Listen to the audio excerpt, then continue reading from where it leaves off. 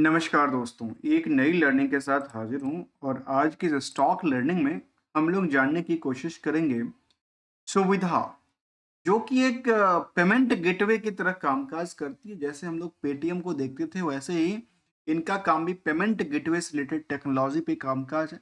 कहते हैं technology for transformation को लेकर के। और इनका कामकाज में देखा गया कि इनोवेटिव टेक्नोलॉजी यूजेज के बाद पेयोनिक्स प्रोडक्ट की बात, फाइनेंशियल इंक्लूजन की बात, digital inclusion and the social inclusion की बात कहती है, पेन इंडिया डिस्ट्रीब्यूशन का कामकाज करती है। इसके अलावा देखा गया तो कंपनी अपनी सर्विसेज के मामले में क्या-क्या देती है, जहाँ तक चैनल पार्टनर बाकी सारी चीज़ें बनती है, तो कहती है एश कॉमर्स इसकी ब्रांड्स हैं।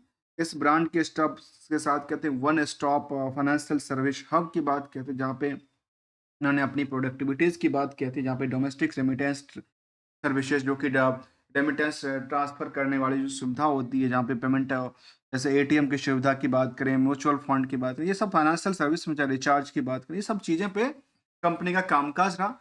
सुविधा ब्रांड रही है और सुविधा का मेन जो देखा गया, क्योंकि providing digital facility to the make payment gateway को लेकर के देखने को मिलता है। स्टॉक काफ़ी छोटा-सा है, पेनी स्टॉक की कैटेगरी में आता है। फिलहाल हम स्टॉक के अंदर नहीं जाएँगे। मार्केट कैप करीब 106 करोड़ दिखाती है। बुक वैल्यू ₹5.14, जो कि फिलहाल करंट प्राइस क्या है, अंडर वैल्यूड है। हम आपको ये नहीं कहते कि अंडर वैल्यूड है, स्टॉक को खरीदो या बेचो, बट इसको समझने की कोशिश करें। समझने की कोशिश इसलिए करेंगे क्योंकि इस कंपनी में निवेशकों की लिस्ट को देखें तो हमें अचंभित हुआ। जो 100 करोड़ की मार्केट कैप वाली कंपनी, जिसमें 87,000 निवेशक हैं और करीब-करीब कह सकते हैं कि जो अल्टी जो कंट्रोल की बात करें प्रमोटर की, वो 38% कंट्रोल है। अर्थात रेस्ट जो होल्डिंग है वो तो आम पब्लिक के पास ही है। जहाँ तक आरओई और आरओसी का आंकड़ा है, दोनों नेगेटिव इम्पैक्ट डालता है।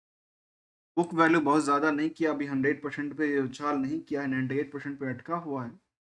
जहाँ पे अर्निंग पर शेयर को सवाल देखें तो ये भी नेगेटिव इम्पैक्ट डालता है, करीब 64% से ज़्यादा इसकी नुकसान बुक कर। इंडस्ट्रियल की कंपैरिजन पीई को करें तो शायद यहाँ पे अंडरग्राउंड्स की जो मार्केट होती है उसको ऊपरी सतह से आप कैप्चर नहीं कर सकते, उनकी भीड़ कितना है, कितना खचाखच है, कितना नहीं है। इसीलिए यहाँ पे हम भीड़ का आंकड़ा नहीं लेते हैं। लेकिन भीड़ बहुत ज़्यादा कहता है और भीड़ का आंकड़ा के बेसिस पे आज भी ₹5 की प्राइस बनती है, जबकि हायर टू हायर प्राइस करीब ₹10 तक गया था और लगातार यहाँ से इसमें गिरावट देखने को मिला। मतलब जो है वो अपनी प्रॉफ़िट लेकर के या नुकसान बेच करके निकलने की कोशिश कर रहे हैं और यहाँ पे डिमांड नहीं बन पा रही है स्टॉक को लेकर। तो क्या लगता है कि कंपनी की जो प्रोडक्टिविटीज़ हैं, सर्विसेज़ हैं, उसमें ही लगातार नुकसान है या वो कुछ और आंकड़ा दे? जहाँ तक हमने 3 स्पेशल्स रेशियोज़ लिया है, उसको भी हम डिस्कस करेंगे। करंट रेशियो का नंबर 1.75 कहता है और नंबर ऑफ जो इक्विटी है पूरे मार्केट में, वो 21 crore number of equity trading purpose में होती है, जिसमें 38% तो कंट्रोलर के पास है, खास करके प्रमोटर के। इन तीनों नंबरों पे हम चर्चा करेंगे आगे चल करके। पहली एक नज़र इनकी फाइनेंशियल सिचुएशन को समझेंगे, जिसमें हमारी नियर में क्या निकल के आएगी कि आखिर फाइनेंशियल जो कि रिस्क एनालिसिस है, रिस्क एनालिसिस रिजल्ट का पॉइंट क्या कहता है, रिटर्न क्या बनते हैं, डिमांड क्या बनती है, इनकी बिज़नेस को लेकर के as well as stock market की रिएक्शन। जहाँ तक कंपनी का स्टैंडअलोन डेटा की बात करें या कंसोलिडेटेड डेटा की बात करें, तो दोनों लगता है कि थोड़ा-सा डिफरेंस है, खुद भी काम-काज करती है और कंपनी के अलावा इनके सब्सिडियरी भी काम-काज। तो सितंबर 24 तक का जो डेटा अपडेटेड हुआ, तो कंपनी का सेल्स में बहुत ज़्यादा जंप नहीं हुआ। यदि कंपेयर करेंगे पिछले पीरियड से, तो लंबी जंप थी। लेकिन जैसे ही क्यू और क्यू को कंपेयर करेंगे, उसमें क्या कहती है, उसमें डिक्लाइन करती है। ऑपरेटिंग जो था उसमें लगातार डिक्लाइनिंग का सिचुएशन बनी हुई है, कंपनी लगातार लॉस मेकिंग चल रही है। कोई प्रॉफिट की अंदाज़ा है या नहीं है, ये तो कहना मुश्किल है, क्योंकि ऑपरेशन से ही कंपनी नुकसान बुक कर रही है। अर्थात खर्चे ज़्यादा, कमाई कम और उसके साथ-साथ कर्ज भी लेके रखी है, जिसको भी उन्होंने पेमेंट करना है।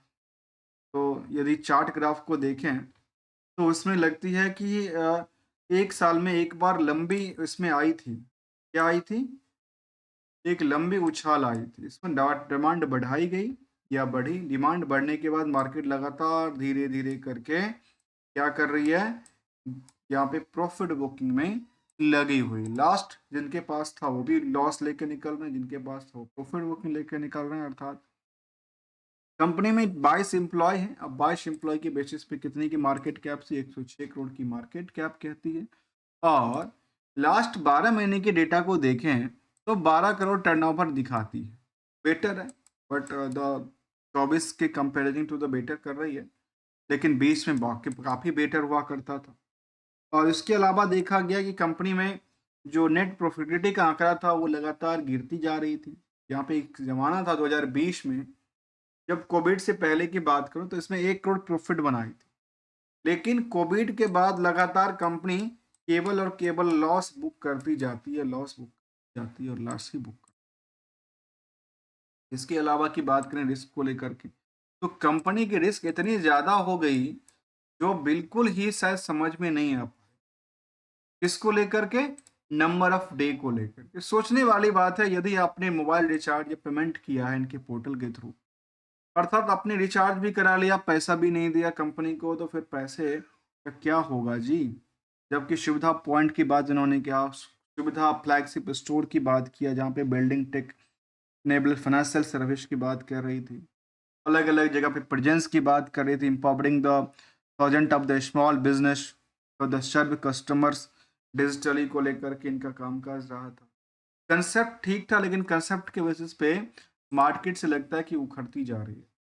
उखड़ती जाती हुई तो मतलब 400 500 दिन में पेमेंट आती है, जिसमें कंपनी कर्ज को लेकर के इस साल में कर्ज को बढ़ाई थी। इसी सितंबर में 4 करोड़ कर्ज लिया है। कर्ज लेके ऐसा लगता है कि कंपनी कर्ज लेके क्या कर रही है, जो खाना पूर्ति में लगी।